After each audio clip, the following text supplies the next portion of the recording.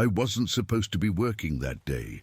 But when dispatch called about the missing family, something in my gut told me this wasn't going to be a normal search and rescue. Nothing at Shiloh had been normal lately. My name is Marcus Holloway. I'm a park ranger at Shiloh National Military Park in Tennessee. Most days, I walk the same paths where thousands of men died during the Civil War. Sometimes, I think I can still hear them. That cold autumn morning in 1958, the mist hung over, the battlefield like a burial shroud. The trees stood bare, their branches like bony fingers reaching toward a colorless sky. I'd been a ranger here for 3 years, ever since I got back from Korea. The war memories still haunted me, but somehow being surrounded by an older battlefield gave me peace. Most days anyway. Holloway, you copy? The radio crackled with static. The interference had been getting worse all week. I copy. What's the situation? I pressed the radio closer to my ear, trying to hear through the static. Family of 4 hasn't checked in. Campsite 12. Should have been out by noon yesterday. Campsite 12. My hand went to my pocket where I kept my grandfather's old watch. He died right near there, back in 1862. Strange coincidence. I'll check it out, I said. The drive to the campsite took only 10 minutes, but something felt off. The usual birds were silent. Even the squirrels were nowhere to be seen. I parked my Jeep and approached on foot, my boots crunching on the fallen leaves. What I found made my blood run cold. The campsite looked like the family had just stepped away for a minute. A pot of beans sat on a cold campfire. 4 plates were set out on the picnic table. A half-eaten sandwich lay on one plate like someone had taken a bite and then just disappeared. "Hello?" I called out. "Park ranger? Anyone here?" Nothing but silence. Then I spotted their camera on the table. I shouldn't have touched it, but something made me pick it up. I clicked through the photos, smiling faces at historic monuments, silly poses by cannons, normal vacation stuff, until the last 3 photos. The first showed a patch of fog in the woods. Nothing special. The second showed the same spot, but there was something in the fog, a tall, thin shape, like a man, but wrong somehow. The third photo made my throat tighten. The figure was closer now, wearing what looked like an old military uniform. Its face was just a dark smudge, but I could make out a hand reaching toward the camera. The fingers were too long, too thin, like twigs wrapped in skin. I put the camera down, my hands shaking. That's when I heard it. A soft drumming sound, like distant marching feet, coming from the woods. Against my better judgment, I followed the sound. The forest grew darker as I walked, though it was only mid-afternoon. The mist swirled around my ankles, then my knees, climbing higher as I went. Deeper, the drumming stopped. In the sudden silence, I heard a voice. "They're coming back, Sergeant, all of them." I spun around. A man in a Civil War uniform stood 20 feet away. His face was in shadow under his cap. "Who are you?" I called out. "This is a restricted area." The man didn't answer. He turned slowly and walked into the fog. "Hey, stop!" I shouted, running after him. But when I reached the spot where he'd been standing, there was nothing there, just empty forest and swirling mist. And on the ground, a single footprint in the mud. Just one. The other prints stopped mid-stride, like the man had vanished into thin air. That was my first encounter with what I'd later call the Hollow Men. I didn't know it then, but finding that empty campsite was just the beginning of 5 days of hell at Shiloh. And somewhere in the fog, a family was waiting to be found, footprints to nowhere. I didn't sleep well that night. Every time I closed my eyes, I saw that strange figure from the photo, its long fingers reaching out. The sound of those drums kept playing in my head. Morning came with a clear sky, making yesterday's fog seem like a bad dream. I grabbed my flashlight, compass, and first aid kit. Before heading out, I touched my grandfather's watch in my pocket. It was silly, but it always made me feel safer. Heading back to Campsite 12, I told the front desk ranger. "Call if you hear." "From the Harris family." "Will do, Marcus," she said. Park superintendent wants updates every hour on this one. Newspapers are already calling. Great. Pressure from the top. That's all I needed. Back at the campsite, things looked exactly the same. The half-eaten sandwich was still there, now hard and crusty. Flies buzzed around the beans in the pot. This time I looked for tracks. The ground was soft from recent rain, perfect for footprints. I found plenty around the campsite. Mom, Dad, 2 kids. They led to the tent, to the picnic table, to the bathroom trail. But then I found something odd. All 4 sets of prints led toward the woods, walking in a straight line like they were following something. About 50 feet in, the prints just stopped. Not like someone had jumped or been carried away. They just ended mid-step, like the family had vanished into thin air. Just like the soldier I'd seen yesterday, the hair on my arm stood up. I knelt down to look closer at the last footprint. That's when I heard the drums again. Soft at first, then louder, a steady beat, like soldiers marching. I stood up slowly, scanning the trees around me. The forest seemed darker, though the sun was high overhead. The drums weren't coming from any one direction. They seemed to be all around me. Then a flash of light caught my eye, a soft glow between the trees, moving slowly. A lantern. "Hello," I called out. "Park Service. If you can hear me, stay where you are." The light paused. Then it moved again, going deeper into the woods. I should have called for backup. I should have waited. But all I could think was, what if it's the little girl? The Harris family had a daughter only 7 years old. I followed the light, keeping my hand on my radio. The trees grew thicker, the ground uneven with old trenches from the battle. This was Bloody Pond territory, where hundreds had died in just a few hours back. In 1862, the light stopped again at a small clearing. As I got closer, I could see it wasn't a lantern at all. It was a man, holding what looked like an old-fashioned oil lamp. He wore a Civil War uniform, Confederate by the looks of it. "Sir, this area is closed after dark," I said, though it wasn't actually dark yet. Something about him made me uneasy. "Are you with the reenactment group?" The man turned slowly. His face was in shadow under his cap, just like the soldier from yesterday. But this was a different uniform. "They took your people," he said, his voice scratchy like old records. "Took them to where the others wait." "What others? Do you know where the Harris family is?" I took a step closer. "You carry the key," he said, pointing at my pocket where my grandfather's watch was. Blood calls to blood across time. A chill ran through me. "Who are you?" I demanded. He didn't answer. Instead, he raised his lamp higher and turned away. "Wait!" I ran forward, but my boot caught on something. I fell hard. The breath knocked out of me. When I looked up, the man was gone. The forest was silent. No drums, no footsteps. I got to my knees and examined what had tripped me. It was small and soft. A stuffed bear, dirty and worn. A child's toy. My heart sank when I turned it over. Dark stains covered one side. I didn't need a lab to tell me it was blood. This belonged to one of the Harris kids. I was sure of it. I put it in my bag carefully as evidence. Standing up, I realized I didn't recognize where I was. I'd patrolled Shiloh for 3 years and knew every trail, but nothing here looked familiar. The trees were older, more twisted. The ground was torn up in ways that didn't match my mental map. I pulled out my compass.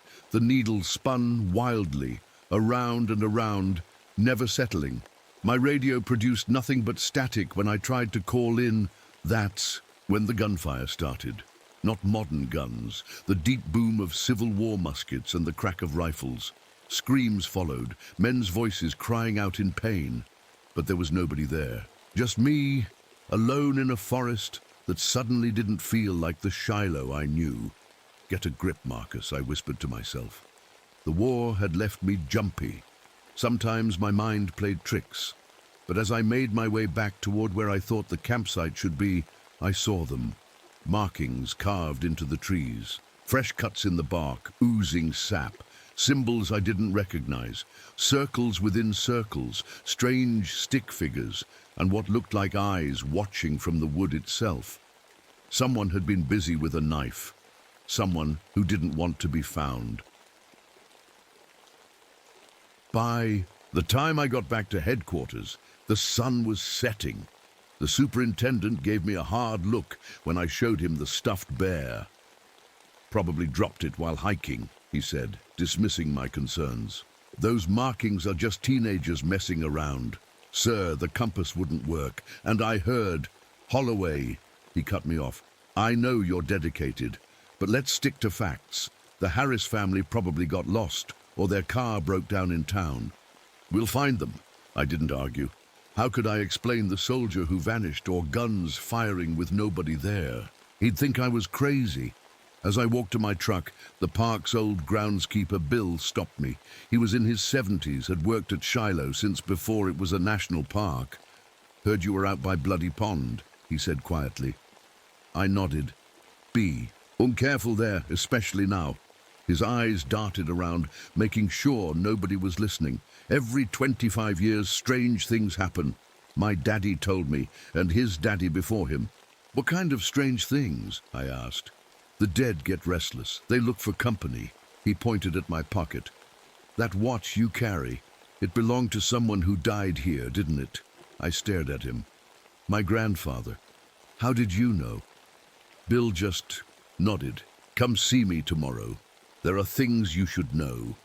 As he walked away, the last of the sunlight disappeared behind the trees, and from the direction of the battlefield, a thick, unnatural fog began to roll in. Whatever was happening at Shiloh, I had a feeling it was just getting started. Whispers from the past. I drove home in the dark, my headlights cutting through the thickening fog. Every shadow seemed to move. Twice, I thought I saw figures standing by the roadside, but when I slowed down, nothing was there. Sleep didn't come easy that night. I dreamed of running through endless woods, following crying children I couldn't find. I woke up at dawn, drenched, in sweat. When I got to the park, something was wrong. A small crowd gathered outside the visitor center. 2 police cars sat in the parking lot, lights flashing. "What's going on?" I asked Jenny at the front desk. "The gun display," she said, her face pale. "Someone broke in last night. The alarm never went off." I pushed through to the display room. 3 glass cases were empty. Civil War rifles, pistols, and a Confederate officer's sword, all gone. No broken glass, no sign of forced entry. Just gone. The superintendent stood with the police, looking worried. I waited until they finished talking. "Any news on the Harris family?" I asked him. "Nothing yet." He rubbed his eyes. "Now this. The press will have a field day."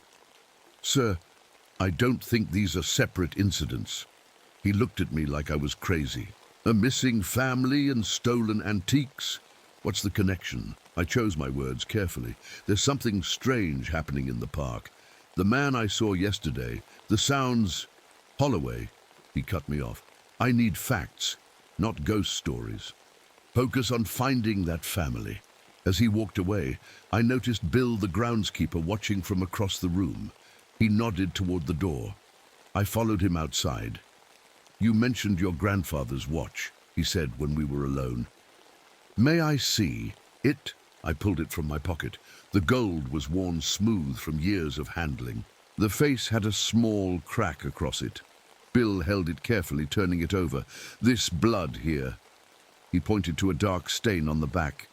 "It's original?" "Yes." "My grandfather was shot at Shiloh. The watch stopped a bullet that would have killed him outright. He still died, but slower." Bill handed it back. "You need to see something. Meet me at the maintenance shed in 20 minutes. When I got there, Bill was waiting with an old wooden box. Inside was a journal, the leather cover cracked and faded. "My great-grandfather's," he explained. "He worked here after the war." He opened to a marked page and pointed. The handwriting was faded but still readable. October 17th, 1883. The fog came again today, found another body by Bloody Pond, dried out like the others, eyes replaced with bullets. That makes 12 since the fog started, always 12. The Colonel takes 12. I looked up. The Colonel? Bill turned more pages. That's what he called it. The thing in the fog that leads people away. I read more entries. The same pattern described in detail. Mysterious fog, strange figures in Civil War uniforms, missing people, always in autumn, always with 12 victims. There are more, Bill said. From 1908 and 1933. Every 25 years, I whispered. Bill nodded. My daddy called them the Hollow Men. Said they were soldiers who died without proper burial. Their spirits got trapped, twisted by the violence. It sounded crazy, but after what I'd seen, the guns that went missing, I said slowly. Where? Would they take them? They're gathering weapons, preparing. Bill's voice was grim. Look at this. He showed me a map of Shiloh drawn in 1863, just after the battle. It showed features that weren't on modern maps. A ravine that had since been filled in, a small cave system near Bloody Pond. My grandfather's watch, I said. What does it have to do with this? Turn it over again, Bill said. I did. On the back, beneath the bloodstain, tiny numbers were scratched into the metal. I'd always thought they were a serial number. Coordinates, Bill said. To the mass grave where they buried the men from his unit, unmarked, forgotten. A chill ran through me. How do you know all this? Because my great-grandfather helped bury them. He wrote it all down. Bill tapped the journal. The Hollow Men are looking for their own, and they'll take 12 living souls to replace the ones they find. The radio on my belt crackled to life, making us both jump. Holloway, come in. It was Robert Pierce, another ranger. Go ahead, I answered. I'm at the old artillery position near Bloody Pond. You need to see this. On my way, I said. To Bill, keep that journal safe. The drive to the artillery position took 10 minutes. The fog was thicker there, even though it was mid-morning. I found Robert's truck, but no sign of him. Robert, I called out, where are you? Something moved in the trees. I followed, my hand on my sidearm. The fog swirled around my legs as I walked. I found him in a small clearing. At first I thought he was kneeling, looking at something on the ground. Robert, what did you find? He didn't answer. As I got closer, I realized he wasn't kneeling. He was sitting, his back perfectly straight. Too straight. Robert? I touched his shoulder. He fell backward like a statue tipping over. His body was stiff, his skin gray and dry like old paper. His mouth was open in a silent scream, but it was his eyes that made me stumble back in horror. They were gone. In their place were 2 Civil War bullets pushed deep into the sockets. I turned and threw up. When I could breathe again, I reached for my radio with shaking hands, but before I could call it in, I noticed something on a tree behind Robert's body. Fresh carved symbols, like the ones I'd seen yesterday, except these formed words. 11 more to make a firing squad. My blood ran cold. Robert was the first. 11 more meant 12 total, just like in the journal. The Colonel takes 12. As I backed away, I heard a sound that froze me in place. A child's laugh, echoing through the fog. Then, a small voice. Come play with us. Ranger man, we found a special cave to hide in. I spun around. Through the mist, I saw a little girl in a blue dress, the Harris's daughter. She smiled, but something was wrong with her eyes. They were too dark, too empty. Where are your parents? I asked, my voice shaking. Are they okay? In the special place, she said. The soldiers are teaching them new games. They want you to come play too. She turned and ran into the fog. Wait, I shouted, running after her, but she was gone. Only the fog remained, and the distant sound of drums. Shadows of war. I stumbled back to my truck, my mind racing. Robert was dead. The Harris girl was alive, but something was wrong with her. Those eyes, they weren't a child's eyes. I had to report Robert's body, but what would I say? That he was killed by ghost soldiers? That his eyes had been replaced with Civil War bullets? They'd think I was crazy, but there was no hiding this. I called it in. "Officer down at the old artillery position," I said into the radio. "It's Pierce. I couldn't finish. Within an hour, the place was crawling with police and park officials. They took Robert's body away in a black bag. The medical examiner looked sick when he saw the bullets in the eye sockets. Never seen anything like it, he told the sheriff. Bodies completely drained of fluids, like he'd been dead for months, not hours. The superintendent pulled me aside. "What happened out there, Holloway?" I told him about finding Robert, but left out the carved message and the Harris girl. He wouldn't believe me anyway. "We're closing the park," he said. "Official story is wildlife attack until we know more." I nodded, relieved. At least no more visitors would be in danger. As everyone cleared out, I snuck back to the scene. The message carved into the tree was gone. The bark was smooth, like it had never been there. Was I losing my mind? My hand went to my pocket, feeling for my grandfather's watch, the coordinates. Maybe that was the key. I drove to the park archives and pulled out the original battlefield maps. It took me an hour to convert the old coordinates to modern ones. When I was done, I had a location. A patch of woods about a half-mile from where Robert died. The fog was getting thicker as I hiked out there. The woods were silent. No birds, no squirrels, not even insects. Just the soft crunch of leaves under my boots. According to my map, I should have been standing right on top of the mass grave. But there was nothing to mark it. No monument, no depression in the earth, nothing. I knelt down and touched the ground. The soil felt cold, colder than it should have been.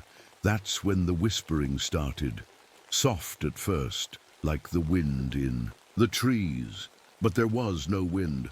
"Sergeant, help us, we're still here." I stood up, turning in a circle. "Who's there?" "The colonel has us trapped, like the others." The voices seemed to come from the ground itself. I fought the urge to run. "Where are the Harris family?" I called out. "What do you want?" "Blood. Calls to blood. Yours marks the way." A sharp pain shot through my hand. I looked down to see a cut across my palm, blood welling up. I hadn't touched anything sharp. The cut appeared from nowhere. My blood dripped onto the ground. Where each drop landed, the soil sizzled and smoked. I wasn't supposed to be working that day. But when dispatch called about the missing family, something in my gut told me this wasn't going to be a normal search and rescue. Nothing at Shiloh had been normal lately. My name is Marcus Holloway. I'm a park ranger at Shiloh National Military Park in Tennessee. Most days, I walk the same paths where thousands of men died during the Civil War. Sometimes, I think I can still hear them. That cold autumn morning in 1958, the mist hung over, the battlefield like a burial shroud. The trees stood bare, their branches like bony fingers reaching toward a colorless sky. I'd been a ranger here for 3 years, ever since I got back from Korea. The war memories still haunted me, but somehow being surrounded by an older battlefield gave me peace. Most days, anyway. "Holloway, you copy?" The radio crackled with static. The interference had been getting worse all week. "I copy. What's the situation?" I pressed the radio closer to my ear, trying to hear through the static. "Family of 4 hasn't checked in. Campsite 12. Should have been out by noon yesterday. Campsite 12. My hand went to my pocket where I kept my grandfather's old watch. He died right near there, back in 1862. Strange coincidence. "I'll check it out," I said. The drive to the campsite took only 10 minutes, but something felt off. The usual birds were silent. Even the squirrels were nowhere to be seen. I parked my Jeep and approached on foot, my boots crunching on the fallen leaves. What I found made my blood run cold. The campsite looked like the family had just stepped away for a minute. A pot of beans sat on a cold campfire. 4 plates were set out on the picnic table. A half-eaten sandwich lay on one plate like someone had taken a bite, and then just disappeared. "Hello?" I called out. "Park ranger? Anyone here?" Nothing but silence. Then I spotted their camera on the table. I shouldn't have touched it, but something made me pick it up. I clicked through the photos, smiling faces at historic monuments, silly poses by cannons, normal vacation stuff, until the last 3 photos. The first showed a patch of fog in the woods. Nothing special. The second showed the same spot, but there was something in the fog, a tall, thin shape, like a man, but wrong somehow. The third photo made my throat tighten. The figure was closer now, wearing what looked like an old military uniform. Its face was just a dark smudge, but I could make out a hand reaching toward the camera. The fingers were too long, too thin, like twigs wrapped in skin. I put the camera down, my hands shaking. That's when I heard it. A soft drumming sound, like distant marching feet, coming from the woods. Against my better judgment, I followed the sound. The forest grew darker as I walked, though it was only mid-afternoon. The mist swirled around my ankles, then my knees, climbing higher as I went. Deeper, the drumming stopped. In the sudden silence, I heard a voice. "They're coming back, Sergeant, all of them." I spun around. A man in a Civil War uniform stood 20 feet away. His face was in shadow under his cap. "Who are you?" I called out. "This is a restricted area." The man didn't answer. He turned slowly and walked into the fog. "Hey, stop!" I shouted, running after him. But when I reached the spot where he'd been standing, there was nothing there, just empty forest and swirling mist. And on the ground, a single footprint in the mud, just one. The other print stopped mid-stride, like the man had vanished into thin air. That was my first encounter with what I'd later call the Hollow Men. I didn't know it then, but finding that empty campsite was just the beginning of 5 days of hell at Shiloh. And somewhere in the fog, a family was waiting to be found, footprints to nowhere. I didn't sleep well that night. Every time I closed my eyes, I saw that strange figure from the photo, its long fingers reaching out. The sound of those drums kept playing in my head. Morning came with a clear sky, making yesterday's fog seem like a bad dream. I grabbed my flashlight, compass, and first aid kit. Before heading out, I touched my grandfather's watch in my pocket. It was silly, but it always made me feel safer. Heading back to campsite 12, I told the front desk ranger. "Call if you hear." "From the Harris family, will do, Marcus," she said. "Park superintendent wants updates every hour on this one. Newspapers are already calling." Great. Pressure from the top. That's all I needed. Back at the campsite, things looked exactly the same. The half-eaten sandwich was still there, now hard and crusty. Flies buzzed around the beans in the pot. This time I looked for tracks. The ground was soft from recent rain, perfect for footprints. I found plenty around the campsite. Mom, Dad, 2 kids. They led to the tent, to the picnic table, to the bathroom trail. I fell to my knees, clutching my head. "This isn't real," I whispered. "This isn't real." But it felt real. The mud, the smoke, the blood-soaked ground. I could smell it all. Gunpowder, blood, death, a cannon blast so close it knocked me flat. When I looked up, a soldier stood over me, but not one of the shadow-faced figures from the cave. This man's face was clear in the smoky light. Young, scared, determined. He wore a Union uniform with sergeant's stripes. His eyes were familiar. "Grandpa," I whispered. He looked down at me, confused. He couldn't see me, not really. He was fighting his battle 100 years in the past. I watched as he fired his rifle, reloaded, fired again. Watched as he led his men forward, shouting orders. Then I saw what he couldn't, a Confederate soldier taking aim at him from behind a fallen tree. "Look out!" I screamed, knowing he couldn't hear me. The shot hit him in the chest. He staggered, then fell. His pocket watch, my watch, fell into the mud beside him. I crawled to him, trying to help, though I knew he wasn't real. Couldn't be real. As he lay dying, his eyes suddenly focused on me. Really saw me. "They're trapped," he gasped. "All of us. The colonel won't let us rest." How do I stop it? I begged. How do I help you? His bloody hand gripped my wrist with surprising strength. The watch, he said. Blood of the living, blood of the dead. 12 drops to set 12 free. His grip loosened. His eyes went dull. The battlefield dissolved around me. I was back in the regular woods, the fog still thick but normal. My grandfather's watch lay in my palm, ticking steadily. As I stood up, dizzy and confused, my radio crackled to life. Holloway, you there? It was Davis and Rodriguez, 2 other rangers. We're heading to the old cave system. Superintendent wants all hands to search for the missing family. I grabbed my radio. No! Stay away from there! It's not safe! Too late, we're already at the entrance, Davis replied. Strange place, not on any of our maps. Get out of there, I shouted into the radio. Now! Static was my only answer. I looked at my watch. The hands were spinning backward, faster and faster. Time was running out. The night of the Phantom Regiment. I ran through the woods, following the coordinates on my map. The fog was so thick now that I could barely see 10 feet ahead. Twice I almost ran into trees. The world had shrunk to a small bubble of visibility around me. My radio was useless, nothing but static and strange whispers. Davis and Rodriguez were somewhere in the cave system, walking right into danger. I had to find them. The sun was setting. Soon it would be completely dark. I clicked on my flashlight, but its beam barely cut through the fog. It was like trying to shine light through milk. I slowed down, making sure I was heading the right way. Everything looked different in the fog. Trees I'd known for years seemed unfamiliar and threatening. Paths twisted in ways they shouldn't.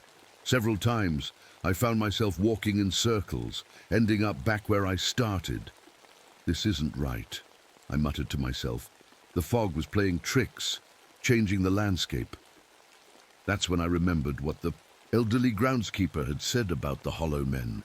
They create phantom paths that lead deeper into the woods. I stopped walking. I needed to think clearly. My map and compass were useless. The compass needle still spun wildly. But I had something the Hollow Men wanted, my grandfather's watch. Blood calls to blood, they'd said. I pulled it out and held it in my palm. To my surprise, it was warm to the touch, almost hot, and the hands were still spinning backward. Acting on instinct, I held the watch out in front of me and slowly turned in a circle. When I faced northwest, the spinning slowed. That had to be the right direction. Show me the way, I whispered to the watch. I walked northwest, keeping the watch extended. The hands spun slower and slower the further I went, eventually stopping. Completely when I reached a small clearing. In the center of the clearing stood a massive old oak tree, its bark black with age. At its base was a hole, the entrance to the cave system. The same entrance I was certain that I'd found earlier. But now it looked different, wider, darker, like a mouth waiting to swallow me. I took a deep breath. I was terrified, but I couldn't leave Davis and Rodriguez in there, or the Harris family, if any of them were still alive. As I approached the entrance, voices drifted up from below, not whispers this time, but clear words. A child's voice, that same little girl. They're almost ready, Colonel. The new soldiers are almost ready. Another voice answered her, deep, hollow, like it came from the bottom of a well. Good, we march at midnight. I shivered. The Colonel, the leader of the Hollow Men. Steeling myself, I clicked off my flashlight and crept down into the darkness. The stone steps were slick with moisture. I went slowly, one hand on the wall, the other clutching my grandfather's. Watch. The passage opened into the same large cave I'd seen before, but now it was transformed. The ghostly blue light was brighter, revealing the full horror of the place. Bodies hung from the ceiling like grotesque decorations. Dozens of them, dried and hollow, and below them, arranged in a perfect circle, were 12 figures. 10 of them I recognized, the 4 members of the Harris family, my fellow rangers Davis and Rodriguez, Robert Pierce's body, and 3 hikers who had been reported missing earlier. In the week, their bodies were propped up, sitting unnaturally straight. Their eyes were gone, bullets in their sockets, but they weren't dead, at least not completely. Their chests rose and fell with shallow breaths. The 11th space in the circle was empty, waiting, and in the center stood a figure that made my blood freeze.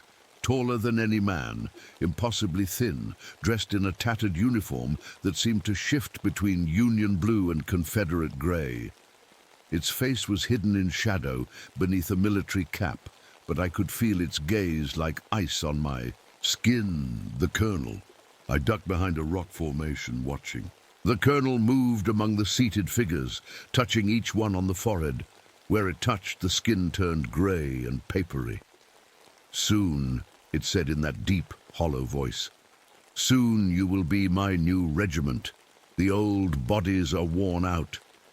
We need fresh ones to continue the fight." Mrs. Harris's body twitched, her head turning jerkily toward the colonel.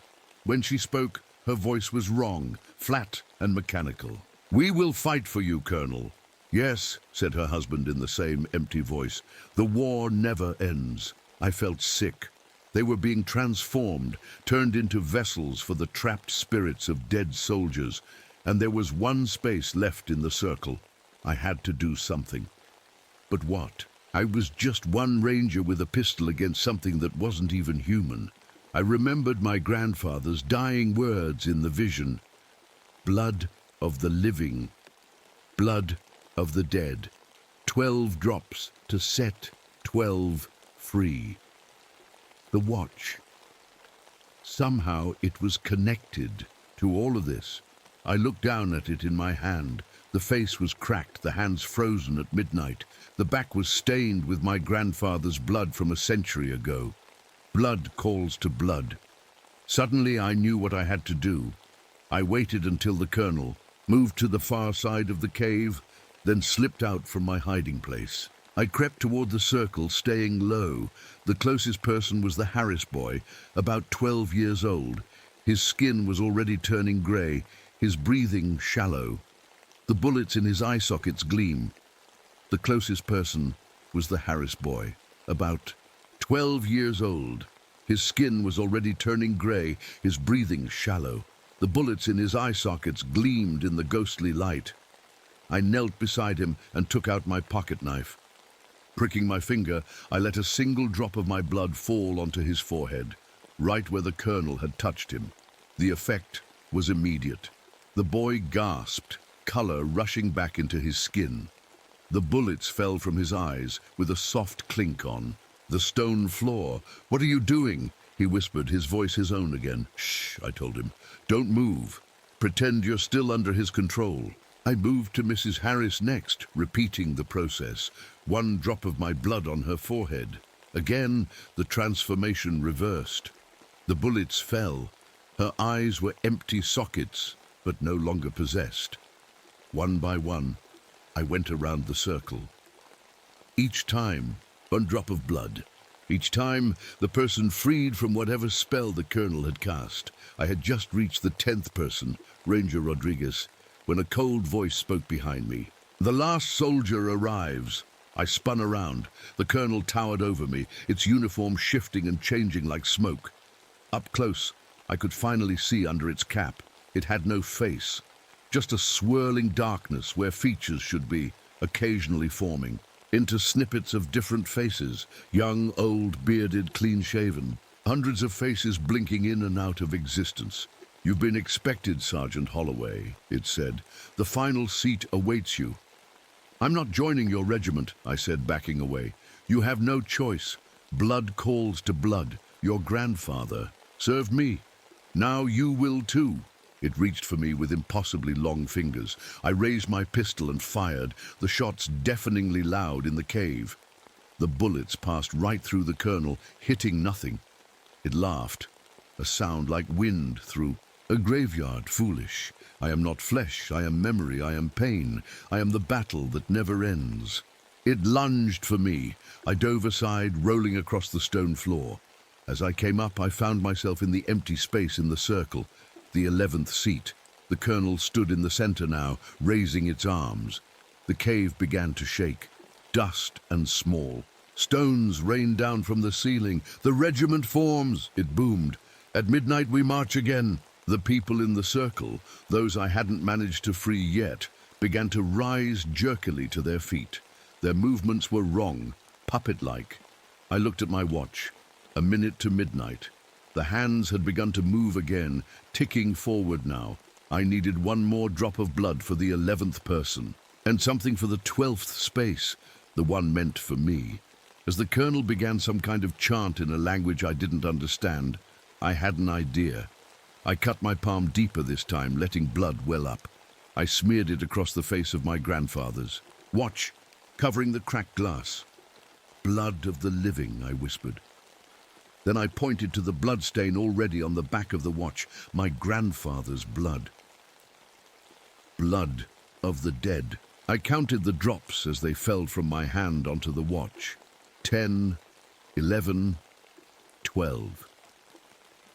The 12th drop hit just as the hands of the watch struck midnight.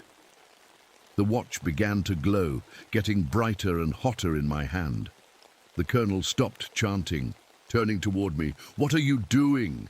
it hissed, suddenly uncertain. "Setting them free," I said. The watch burst into blinding white light.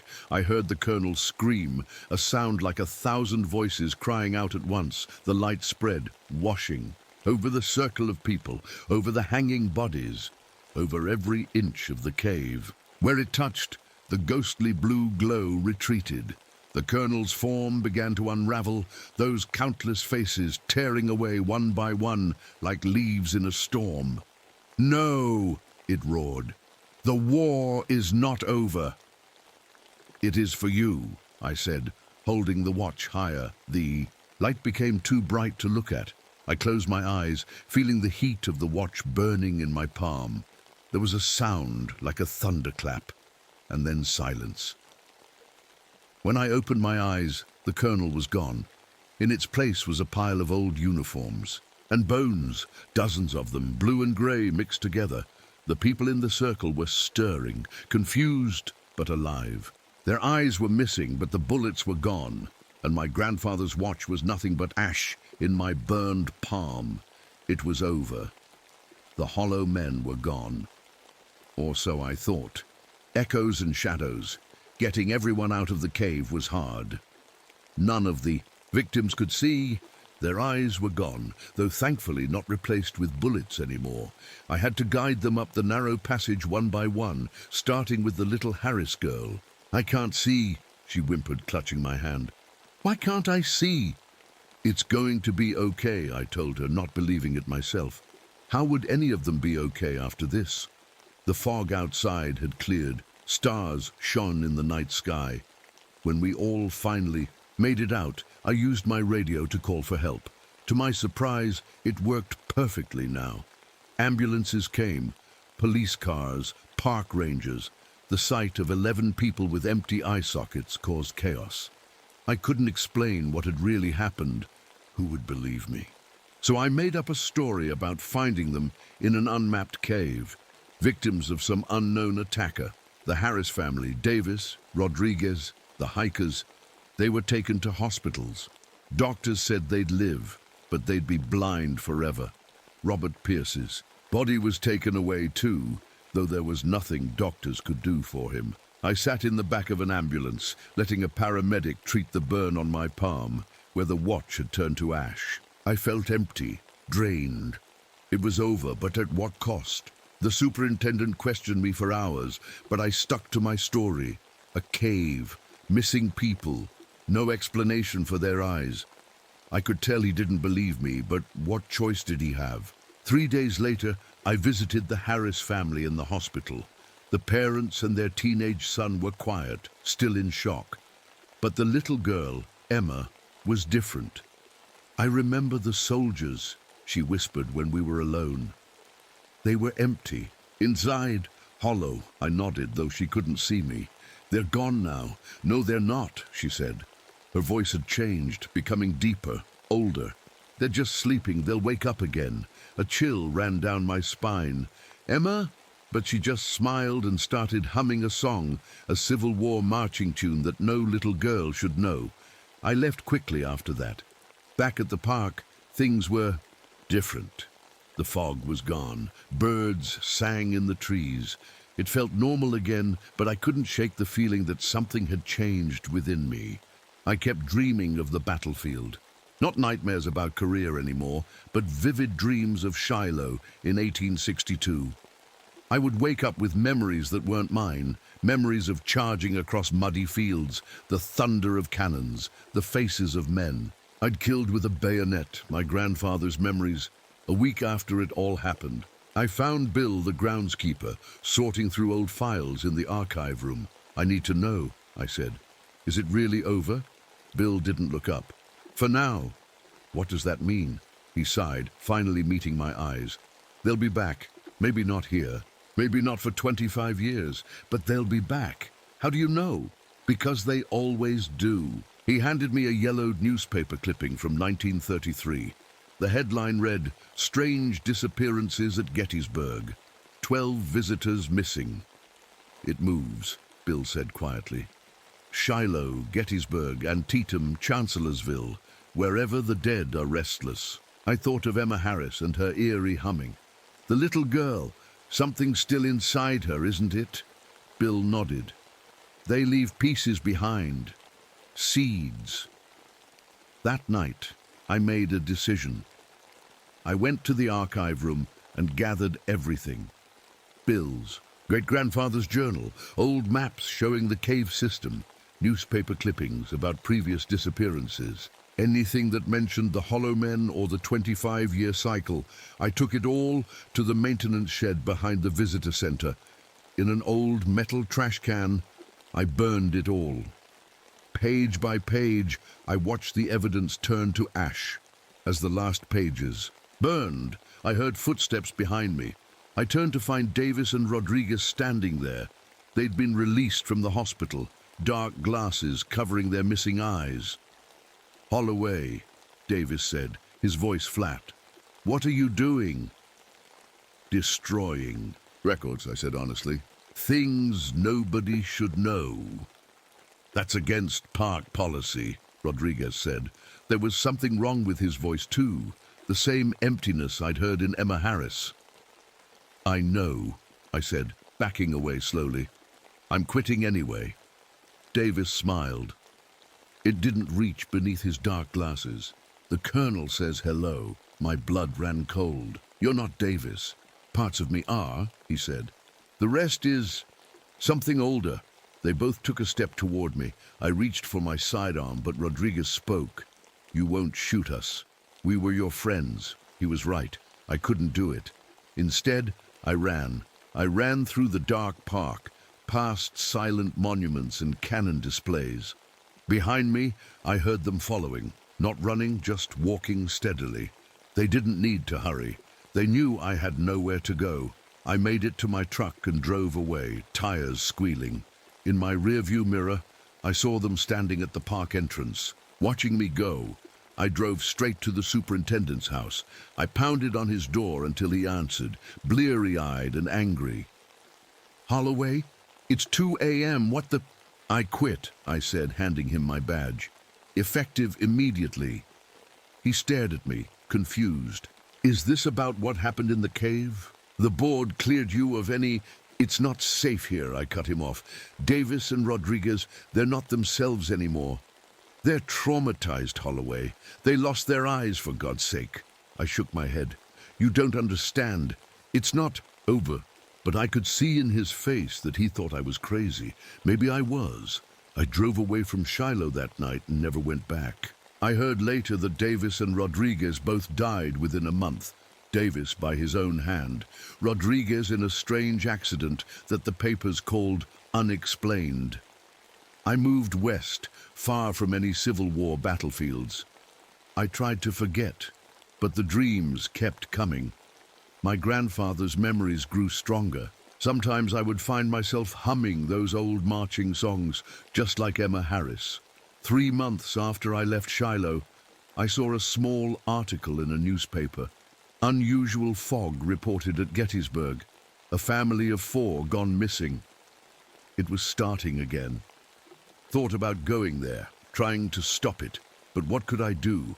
My grandfather's watch was gone. I had no weapon against them now, so I stay away from battlefields. I never visit historic sites. I avoid fog whenever I can, but sometimes, on autumn nights when the air turns cold, I wake up to the sound of drums in the distance, and I know they're still out there, the Hollow Men, waiting for me to slip up, waiting to finish what they started. After all, they still need a 12th, and blood calls to blood. Across time, across distance, they'll find me eventually. The colonel always completes his regiment. That's my story.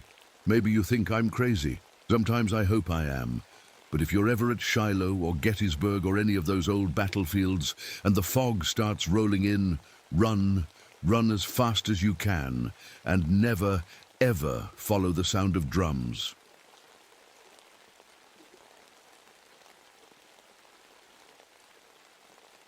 The screams always sound the same underwater. That's something they don't teach you in training. My brother's last scream, bubbling and distorted, still echoes in my nightmares almost every night. Even now, 8 years later, as I shine my flashlight down this newly discovered tunnel, I can almost hear him. My name is Diana Foster. I'm 38 years old, an ex-Navy diver, and now a ranger at Mammoth Cave National Park in Kentucky. People say I'm brave for going back into caves after what happened to my brother.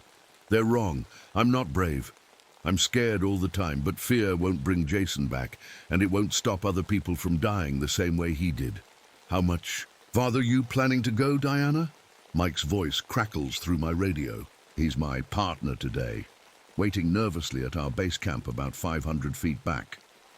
Just another few minutes, I answer, ducking under a low-hanging rock. The flooding revealed something interesting. I want to check it out. The spring rains this year have been the heaviest in decades. All that water has been seeping into the cave system, flooding lower chambers and revealing passages that have been hidden for who knows how long. This one is a beauty, a narrow crack in the wall that widened into a tunnel big enough to walk through. My flashlight beam cuts through the darkness, bouncing off wet limestone walls that sparkle like they're covered in tiny diamonds. The air is cool and damp, with that musty smell that all caves have, like wet rocks and earth and time itself. I check my watch, the special diving watch Jason gave me before his accident. It's the only thing I have left of him. The face glows green in the darkness, showing I've been exploring for almost 40 minutes. I should head back soon.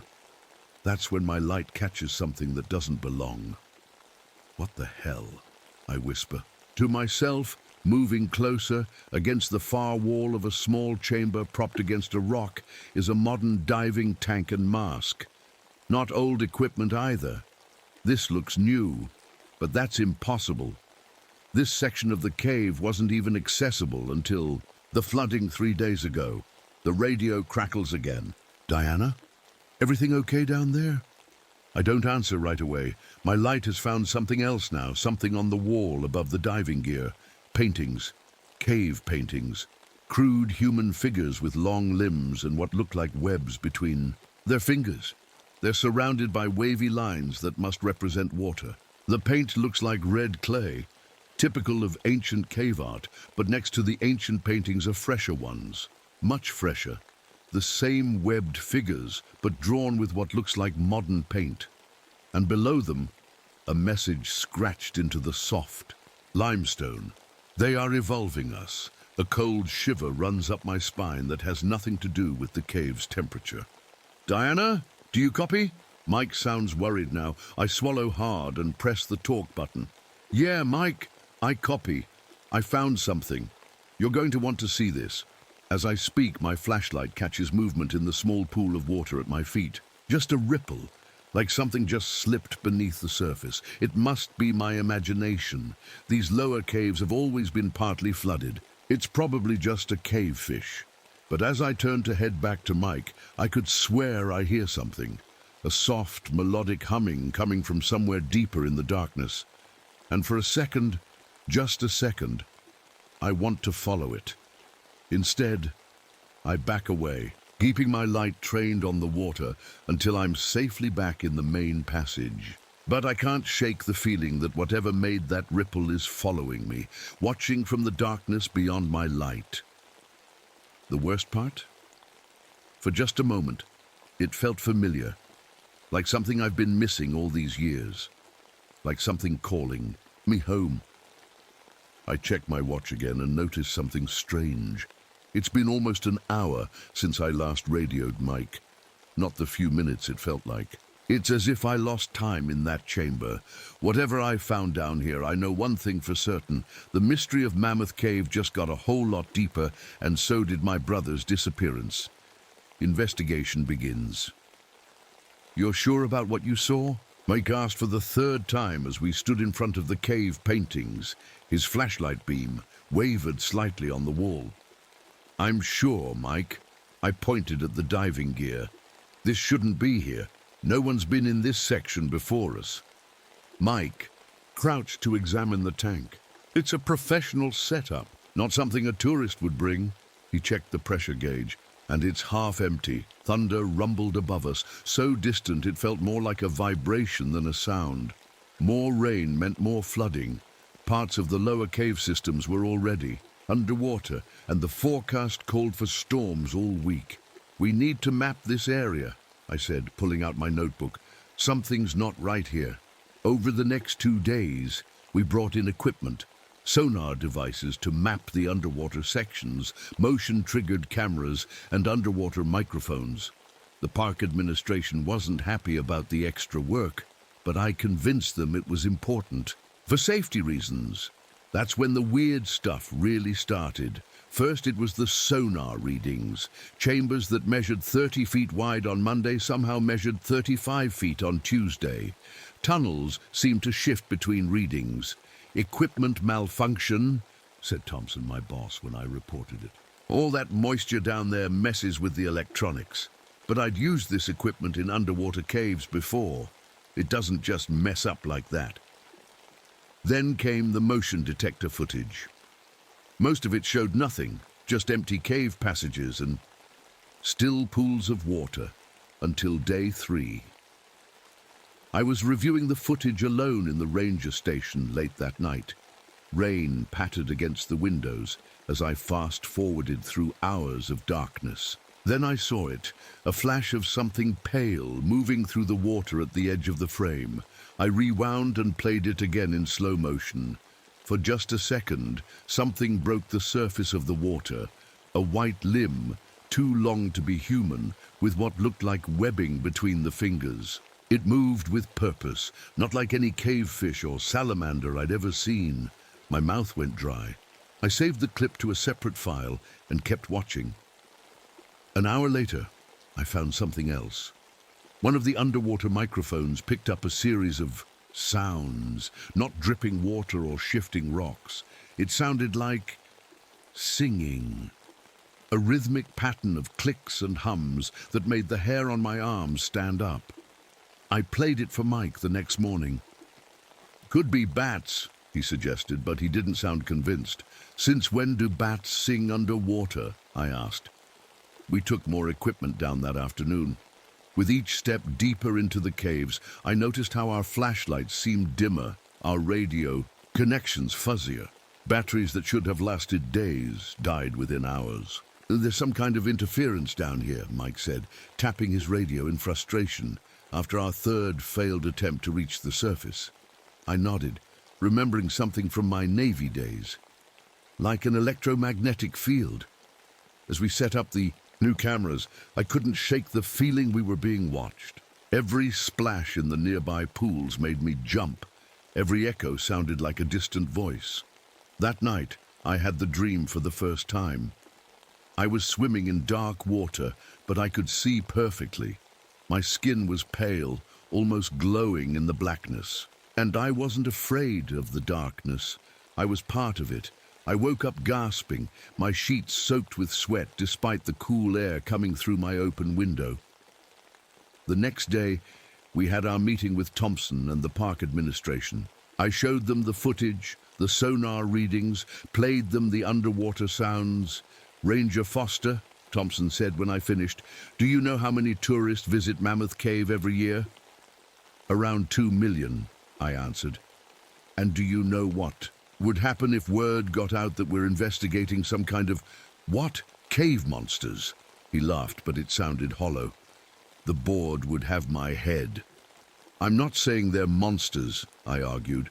I'm saying there's something down there we can't explain, something that might be dangerous. What we have, Thompson said firmly, is some faulty equipment, an overactive imagination, and a ranger who's still dealing with her brother's accident. The words stung, but I kept my face blank. We'll replace the equipment, he continued in a softer tone.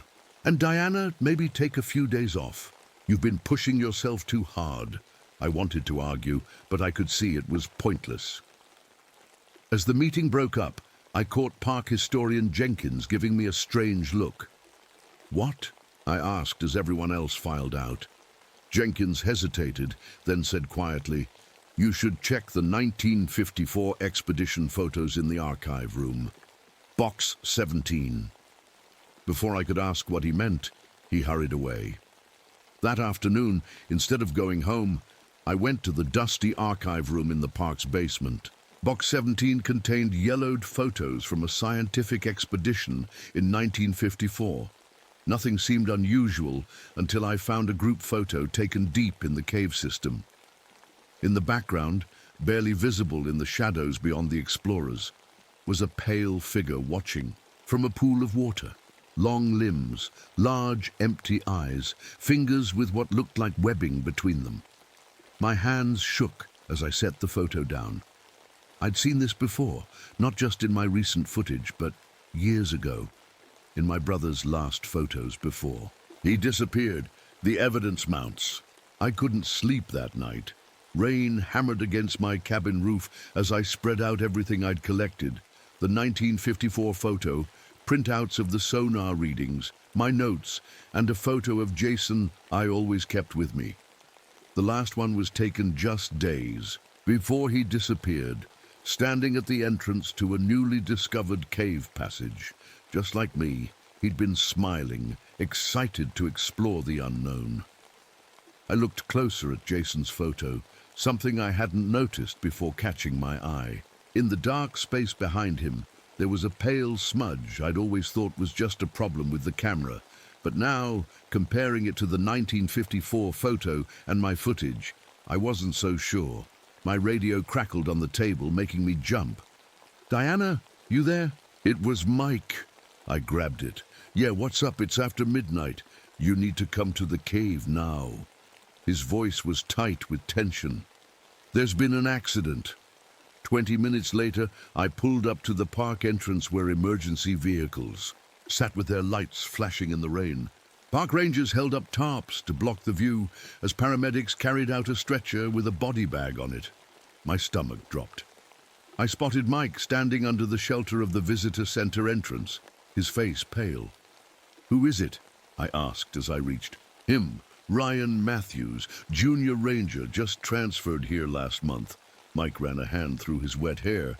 He was doing a routine check of the upper passages when something happened. What do you mean, something happened? Mike looked around to make sure no one could hear us. They found him in one of the underground pools. At first they thought he'd fallen and drowned, but he swallowed hard. Diana, the body has cuts on it. Precise cuts, like something was examining him. A chill ran through me that had nothing to do with my wet clothes. I need to see him. They're taking him to the county morgue. Thompson's already calling it an accident. Slipped on wet rocks, hit his head, fell in the water. Mike looked me straight in the eyes. But I saw the body, Diana. Those weren't accidental injuries. The next morning, I used my Navy contacts to get access to the autopsy report. What I read made my blood run cold.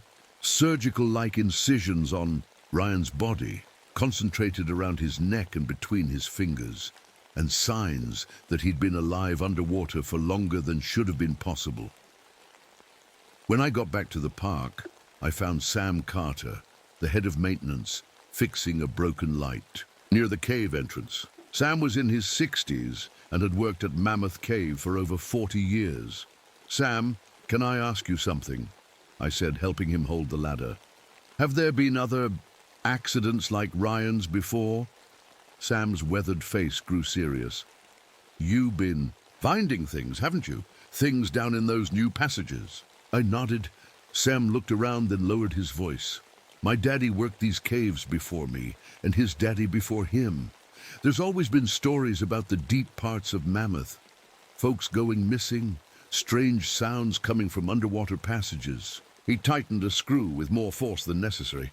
"The official report always says the same thing. People got lost or fell or ran out of air. But you don't believe that." Sam climbed down from the ladder. "When I was a boy, my cousin went missing down there. Search party looked for days. Never found him." He stared at the cave entrance. "But I saw something the day he disappeared, something white and fast moving through the water. Nobody believed me." He looked at me hard, just like they're not believing you now. That afternoon, I made my decision. Against Thompson's orders, I was going back into the newly discovered passage, alone this time. I left a note for Mike telling him what I was doing, just in case. The rain had picked up again as I made my way deep into the cave system. With each step, the pressure in my ears seemed to increase, not just from depth, but from something else, like the air itself was charged with electricity. As I approached the flooded passages, I noticed my flashlight flickering more frequently.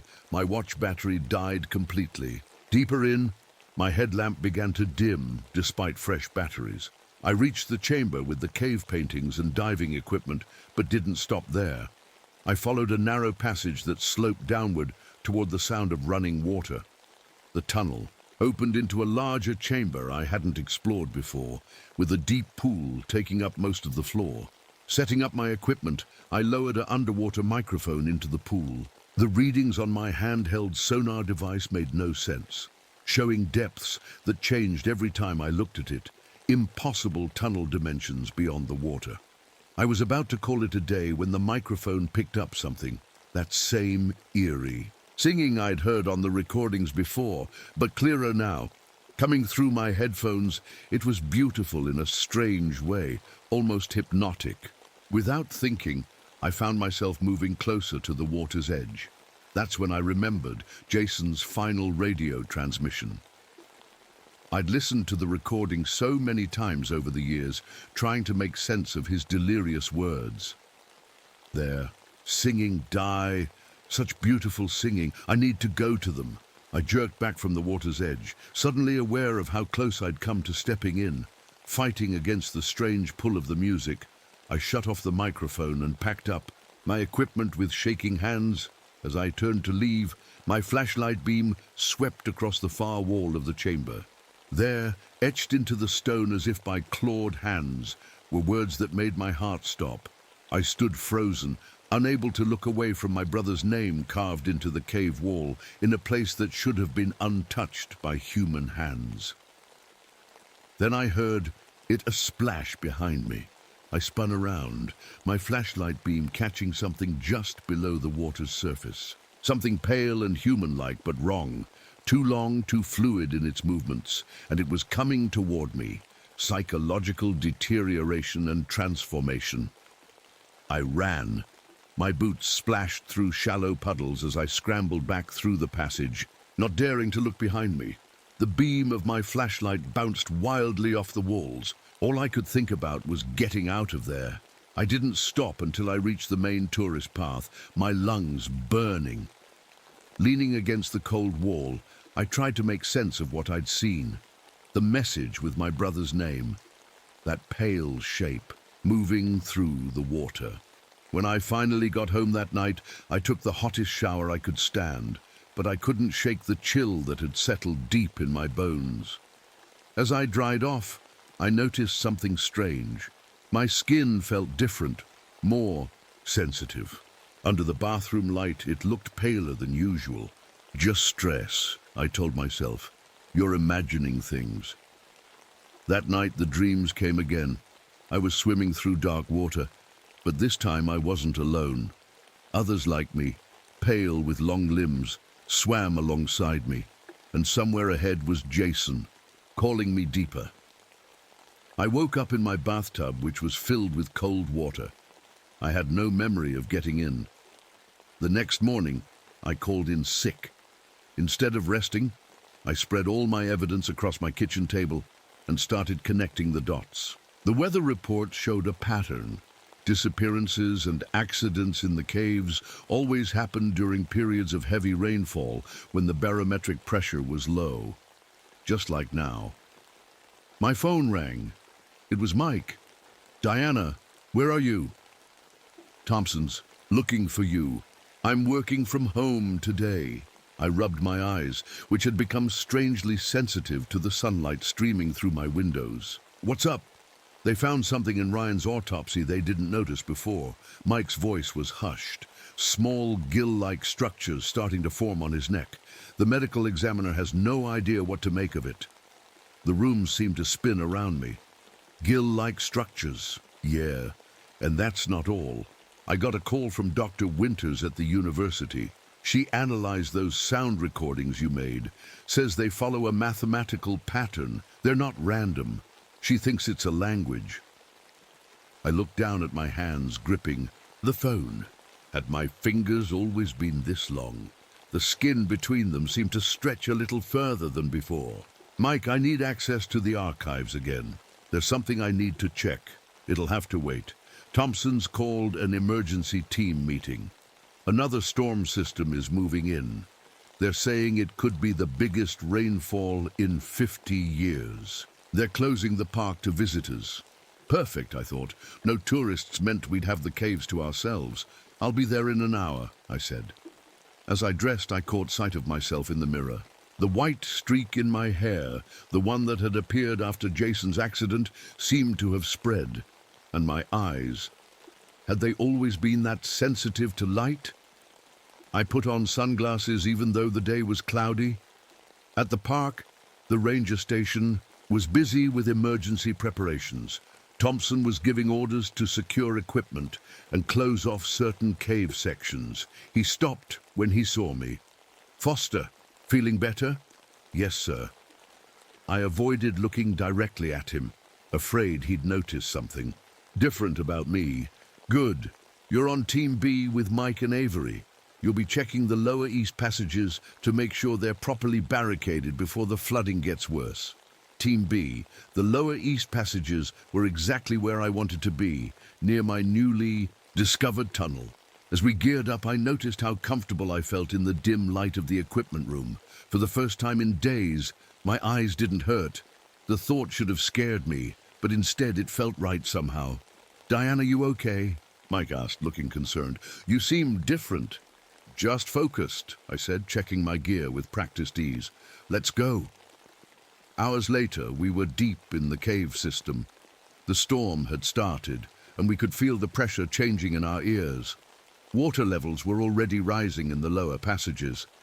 "This section's clear," Avery called, marking it off on her map. "That's the last one on our list." I checked my watch. 3:30 p.m. We had time before we needed to report back. "You guys go ahead," I said casually. "I want to check something in the next chamber over." Mike frowned.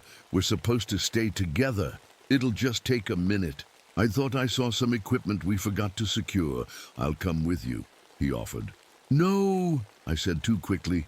Seeing his surprised expression, I added more calmly. "I mean, Avery looks tired. You should help her back up. I'll catch up."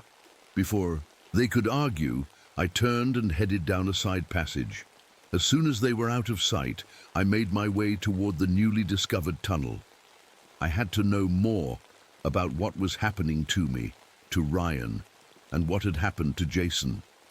The main passage was already ankle-deep in water. The rain above was seeping through faster than I'd expected. I splashed through, feeling strangely at home in the rising water. When I reached the chamber with the pool, something had changed. The water level had risen dramatically, revealing a narrow underwater passage that hadn't been visible before. My diving instincts told me it led to a larger chamber beyond. Without the proper equipment, swimming through would be suicide for a normal person. But as I knelt by the water's edge, I realized I wasn't feeling entirely normal anymore. The water called to me. The soft singing started again, clearer now, almost like words I could almost understand. My radio crackled. "Diana, where are you? The water's rising fast. We need to get out now." Mike's voice sounded far away. As if in a trance, I removed my radio and set it on a dry rock. Then my boots. My fingers moved to my shirt buttons. A loud crash echoed through the cave, snapping me back to reality. It sounded like shifting rocks, a cave-in. "Mike, Avery." I snatched up my radio. "Do you copy?" Nothing but static. Then another crash, closer this time. The passage I'd come through partially collapsed, rocks and dirt tumbling down. Within seconds, my exit was blocked, trapped. The only way out was through the underwater passage. As the water continued to rise around my ankles, I realized the cave-in wasn't natural. The timing was too perfect. I remembered the line from the passage wall. "We are waiting for you too." They weren't just waiting. They were making sure I had no choice. But to join them, as if confirming my thoughts, a pale hand broke the surface of the water. Then another. Then a face, human-like but not human, with vestigial eyes and translucent skin that seemed to glow faintly in the darkness. It smiled at me, revealing sharp teeth. When it spoke, its voice was like the singing I'd heard, but with words I could understand. "Sister, we've been waiting so long for you to come home." Behind it, more shapes appeared in the water, and one of them, taller than the others, with a familiar build despite its transformed appearance, made my heart stop. "Jason," I whispered. The creature nodded, extending a webbed hand toward me. "The evolution pool awaits," it said in my brother's voice. "It's time for you to join us, the climax and resolution." "Jason," I whispered again, unable to believe my eyes. "How is this possible? You've been gone for 8 years. The creature that had been my brother moved closer, water dripping from his pale skin. His features were still recognizable, but changed. His eyes larger but clouded over, his neck lined with what looked like gills, his fingers webbed and elongated. "Time is different down here, Diana," he said, his voice a strange mix of my brother's. Familiar tone and that eerie singing quality. "I've been changing, becoming something better." The water was now up to my knees and rising fast. Behind Jason, more of the pale swimmers watched me with their milky eyes. Some looked almost human, others had changed so much I could barely recognize them as people at all. "What happened to you?" I asked, backing away until I hit the cave wall. "They saved me," Jason said. "I was trapped, drowning. They brought me to the evolution pool." He gestured at the older creatures. "They've been here for generations, adapting, evolving to survive in these caves. And now they're helping us do the same." My mind raced. I thought of the message on the wall. They are evolving us. And Ryan's body with its surgical cuts and emerging gills. "The accidents," I said. "The disappearances. That was all you?" One of the older creatures glided forward in the water. Its body was completely transformed, skin so pale it was nearly transparent, limbs longer than any human's should be, eyes just empty white orbs. "We select those who are ready," it said, its voice like water flowing over stones. "Those who can hear our call, like your brother, like you." I shook my head. "You killed Ryan." "His transformation failed," Jason said sadly. "Not everyone can survive the change. But you will, Diana. You're already starting to adapt, can't you feel it?" I could. My skin tingled in the rising water, not with cold, but with something like pleasure. The darkness that should have terrified me felt comforting instead, and the singing, I could understand it now, patterns and meanings emerging from what had once been just beautiful noise. The world above is dying, the elder said. Floods, storms, poisons in the air and water. We have found another way to survive. Deep, protected. We can save humanity, Diana, Jason added, reaching for me again. A few at a time. Those who can adapt. The water was at my waist now. Through the rising pool, I could see the underwater passage more clearly. A tunnel leading downward to what must be the evolution pool. What about Mike? Avery? Are they okay? I asked. The male is trapped but alive, the elder said. The female was injured in the collapse. My heart sank. You hurt them. To protect us, Jason said, to make sure you had time to understand, to join us willingly. A distant shout echoed through the cave, Mike's voice calling my name. He was alive, searching for me. I need to help them, I said. Jason's expression hardened. They'll never understand what we are, Diana, what you're becoming. They'll fear us, hunt us. We cannot be discovered, the elder said firmly. The time has come to choose.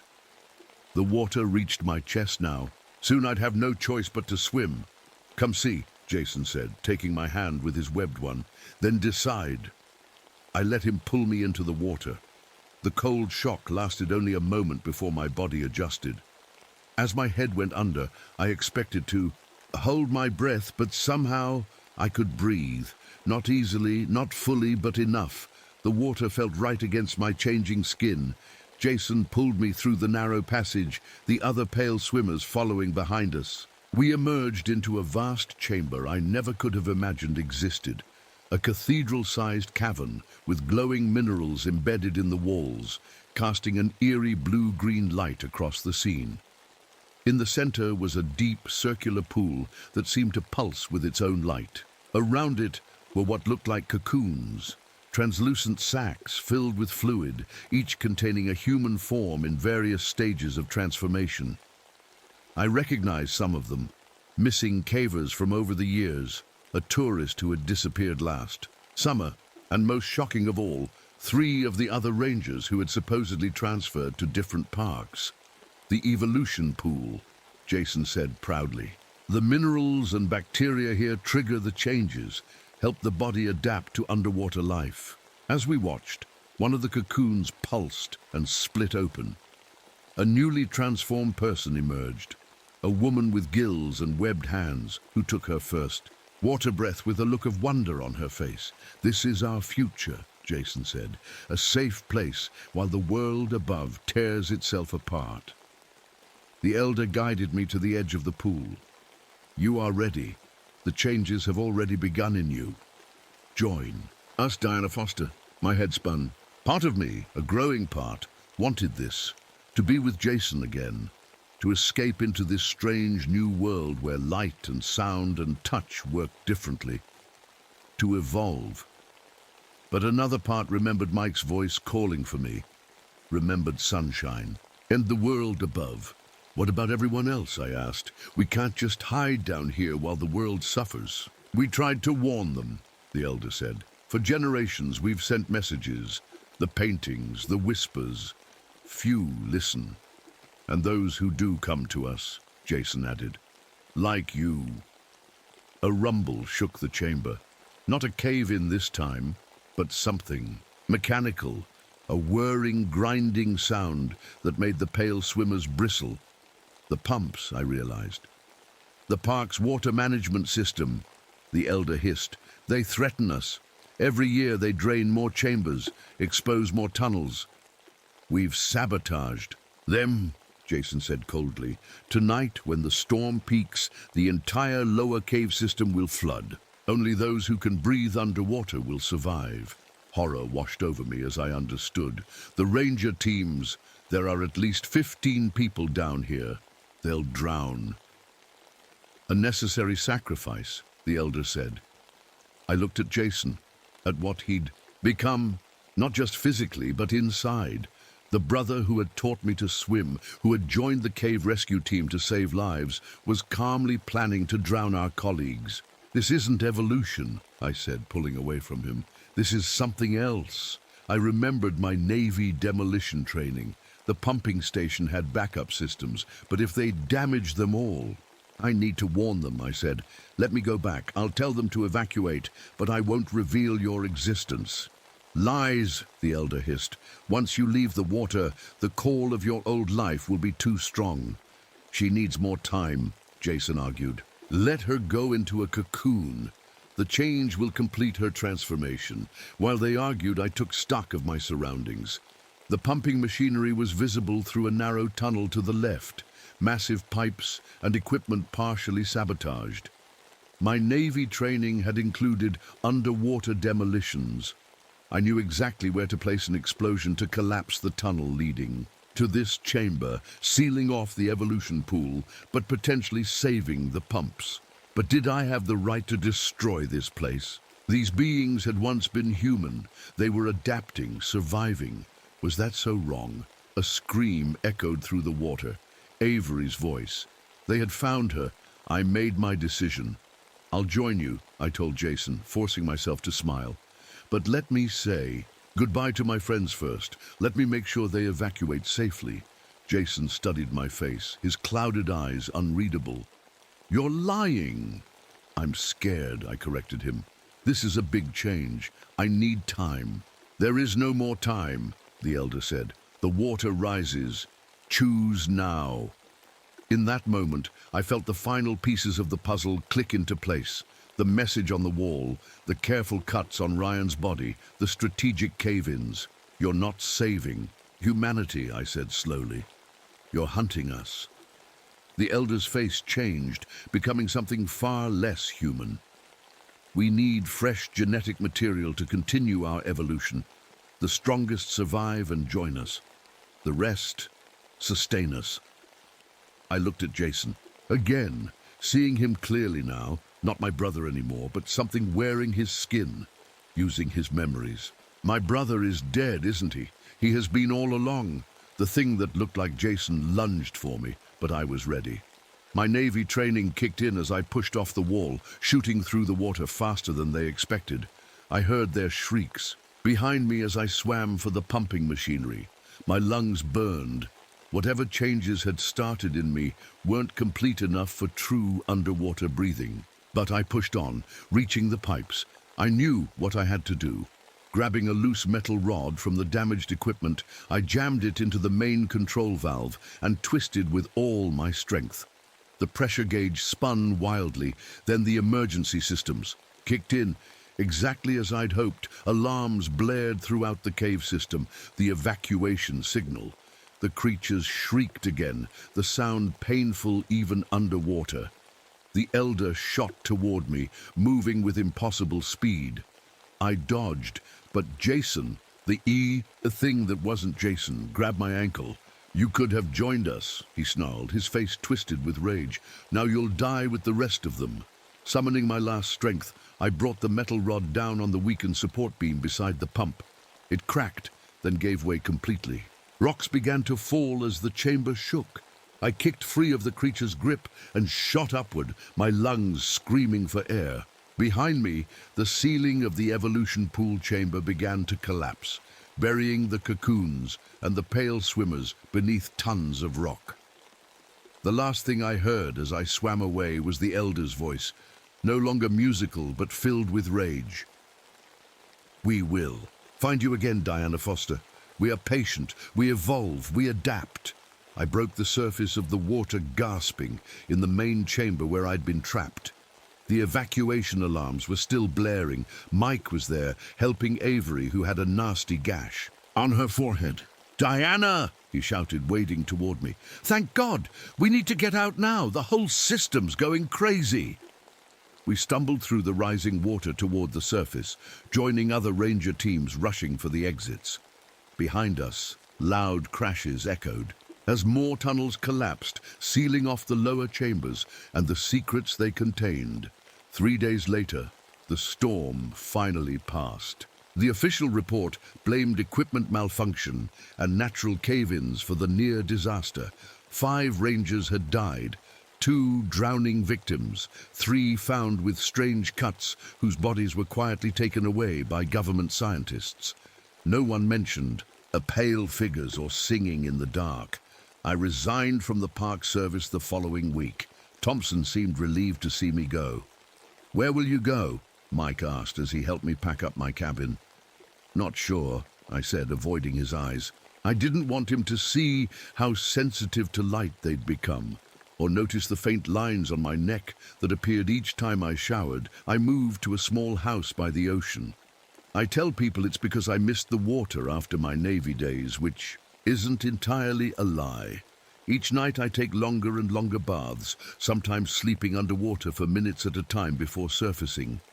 Sometimes I think I hear singing coming from the deep trenches offshore. I know they're still out there, the pale swimmers, adapting, evolving, waiting. The elder was right about one thing: the world above is changing, and not for the better. Maybe someday humanity will need a way to survive floods and rising seas, but not like that. Never like that.